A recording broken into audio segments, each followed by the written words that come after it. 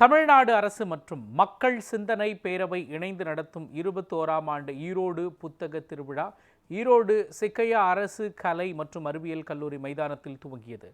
தமிழ்நாடு வீட்டு வசதி மற்றும் மதுவிலக்கு ஆயத்தீர்வைத்துறை அமைச்சர் முத்துசாமி விழாவை தொடங்கி வைத்தார்.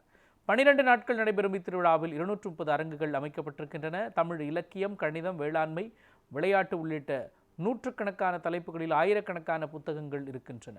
உலக புகழ்பெற்ற ஆங்கில புத்தக நிறுவனங்களும் பங்கேற்றிருக்கின்றன. தினசரி மாலை அறிவியல், இலக்கியம், சமூக நலன் தொடர்பான சொற்பொழிவுகள் இங்கு நடைபெற இருக்கின்றன. முன்னதாக தலை குனிந்து படித்தால் தலை நிமிர்ந்து வாழலாம் என்ற துணியில் மாணவர்கள் விழிப்புணர்வு நாடகம் நிகழ்த்தினர். பின்னர் செய்தியாளர்களிடம் பேசிய அமைச்சர், பெரியார் புத்தகங்களை பொது உடைமையாக்கும் கோரிக்கை முதல்வருக்கு தெரிவிக்கப்படும் என்று தெரிவித்தார்.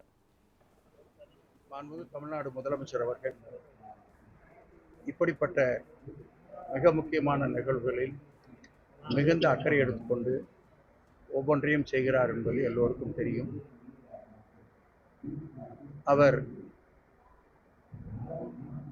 எதிர்க்கட்சி தலைவராக இருந்த பொழுதே அவருக்கு சால்வை கொடுப்பது, இது போன்ற பரிசுகள் கொடுப்பது எல்லாம் வேண்டாம் என்று எங்களுக்கு அவர் சொல்லி புத்தகங்களாக கொடுங்கள் என்று அவர் கேட்டார்கள். அதற்கு பின்னாலே லட்சக்கணக்கான புத்தகங்கள் அவருடைய கைக்கு வந்தது. அதையெல்லாம் அந்தந்த மாவட்டத்துடைய நூலகங்களுக்கு அனுப்பி கொண்டே இருந்தார்கள்.